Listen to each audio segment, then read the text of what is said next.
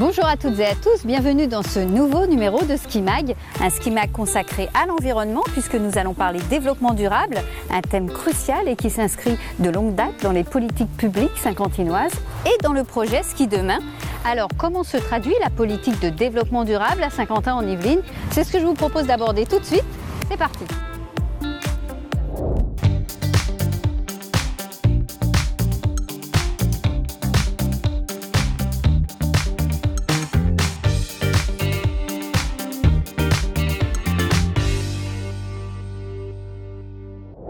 Le développement durable, ou comment participer à la transition écologique, économique et sociale en replaçant le citoyen au cœur de l'action.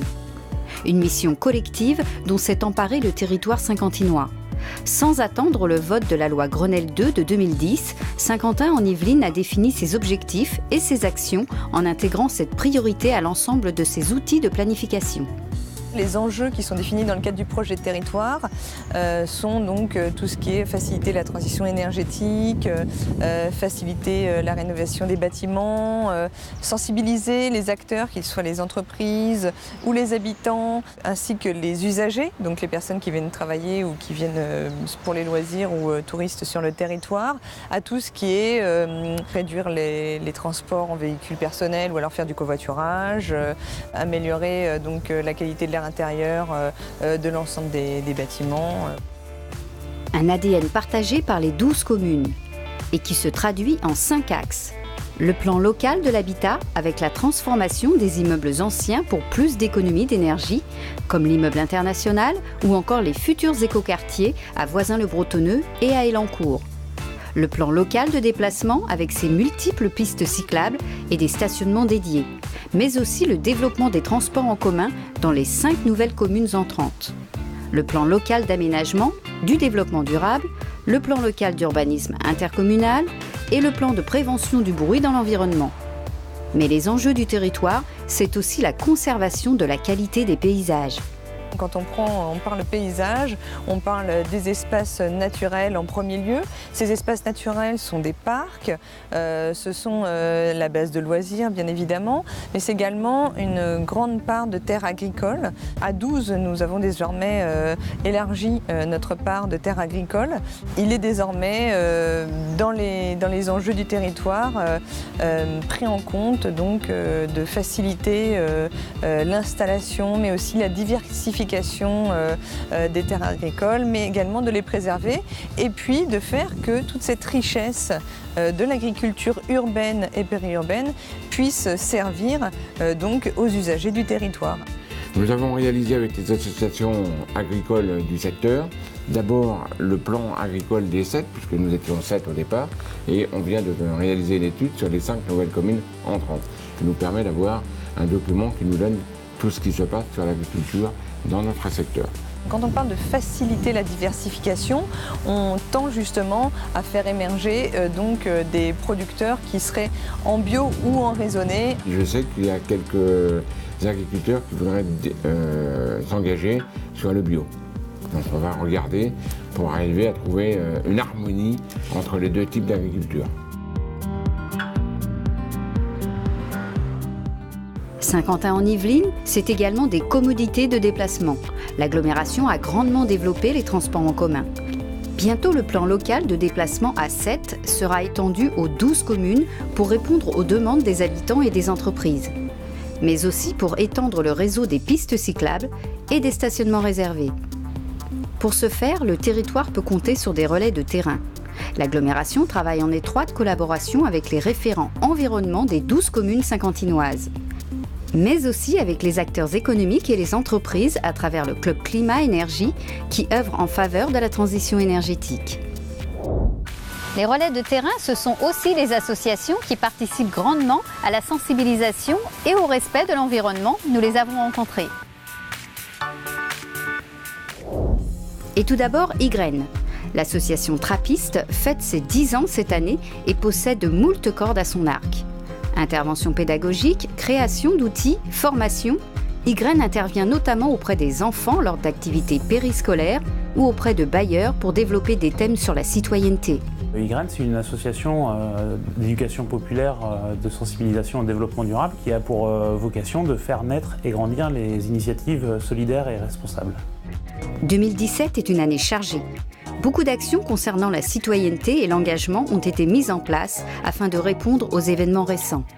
D'autres interventions sur la biodiversité, les énergies ou la consommation responsable pour donner l'envie d'agir sont prévues.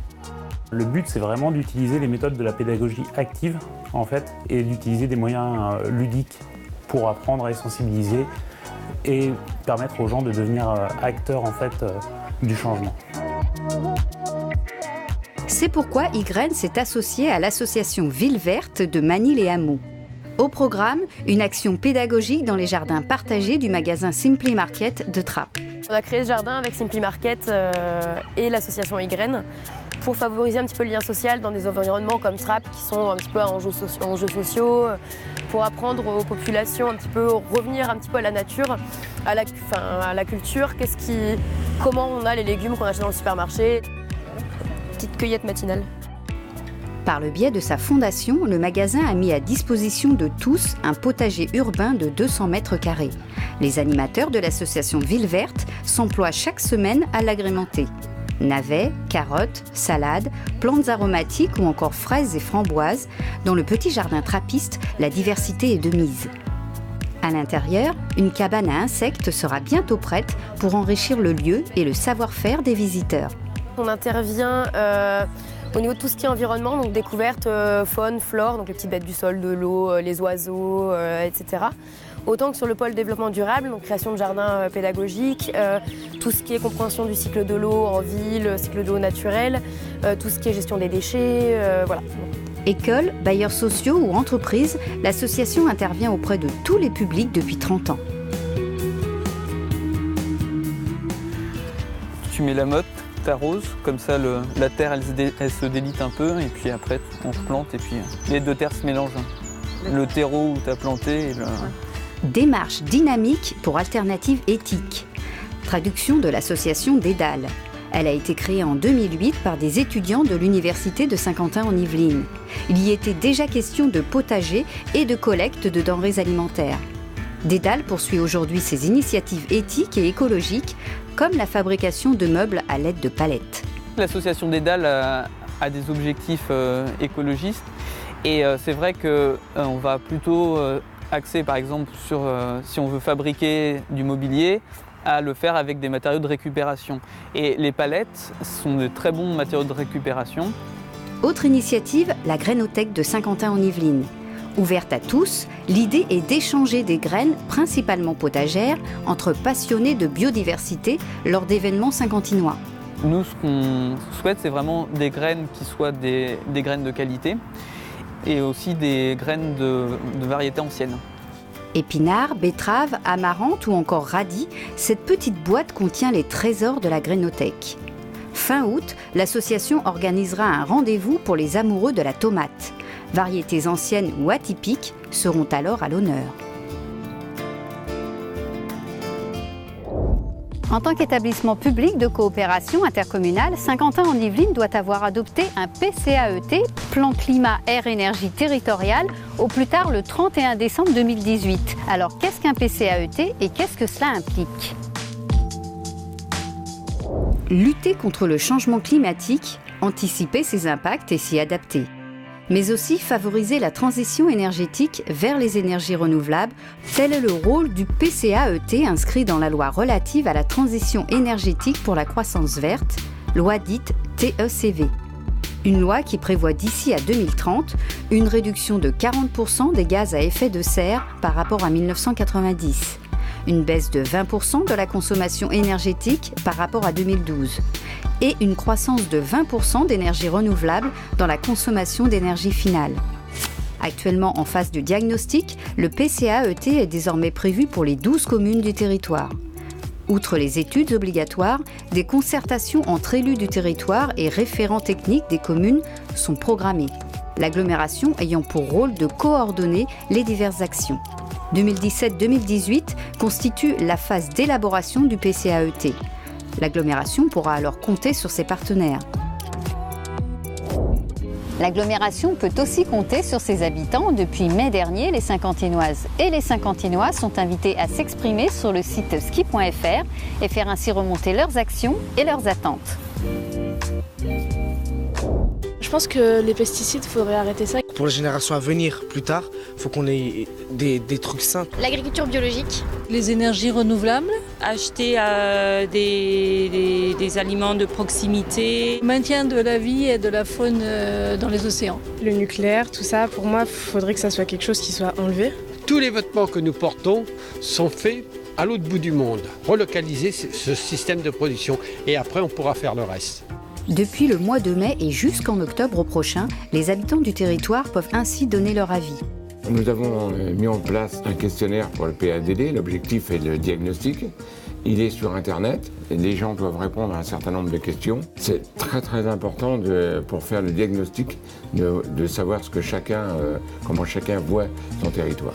S'en suivra la phase de définition des enjeux et de la stratégie territoriale. Puis viendra la troisième phase avec la réalisation du plan d'action. Divers ateliers auprès des entreprises ou des associations permettra de dessiner les actions à venir pour le printemps 2018. À l'automne suivant, il sera alors temps de voter le PCAET. Saint-Quentin-en-Yvelines, c'est aussi un environnement singulier entre ville et nature. Le territoire s'est construit autour d'espaces verts, privilégiant le bien-être de ses habitants. Étangs, forêts, des arbres aux abords des routes, un paysage vert et bleu qui constitue un atout essentiel pour la sauvegarde d'espèces animales ou végétales et pour l'adaptation du territoire au réchauffement climatique. Près de 5000 hectares de surface végétalisée et 38 bassins de stockage assurent une protection naturelle contre les phénomènes liés au changement climatique, grand froid comme forte chaleur. Les 78 000 arbres implantés sur le territoire, mais aussi les forêts et jardins privés, interceptent 2000 tonnes de particules chaque année et 70 000 tonnes de CO2 par an. Aujourd'hui, plus de la moitié du territoire saint-quentinois est occupé par sa trame verte et bleue. La trame verte et bleue, c'est l'ensemble des milieux naturels d'un espace. Donc c'est tout ce qui est espace vert et milieu aquatique du territoire de Saint-Quentin-en-Yvelines. Alors il va y avoir plusieurs types d'espaces, les zones puits de biodiversité qui sont les zones d'habitat en elles-mêmes, telles qu'ici à l'étang des Roussières, des zones un petit peu plus tampons, franges avec le milieu urbain, donc qui vont être par exemple le bout du parc des Sources de la Bièvre, ici vers l'université, et puis des corridors, des continuités écologiques qu'on appelle des éléments relais. L'étang des Roussières à Guyancourt, l'étang des Noé à la Verrière, l'étang de la Sourderie à Montigny-le-Bretonneux ou encore l'étang du Moulin à Vent à Guyancourt, autant de touches bleues et des relais pour les espèces aquatiques. Un maillage écologique important, un bien-être ressenti, une source d'espace pour les sports et loisirs, créant au passage du lien intergénérationnel et du lien social. Mais aussi des îlots de fraîcheur et une certaine qualité de l'air bénéfique pour la santé. Des éléments qui répondent aux exigences du plan climat-air-énergie territorial. On a type sur Saint-Quentin-en-Yvelines 75% d'espace d'hiver, ce qui est quand même les 3/4 du territoire, c'est ce qui est beaucoup. C'est beaucoup. C'est une vraie qualité de cadre de vie et une vraie chance sur Saint-Quentin.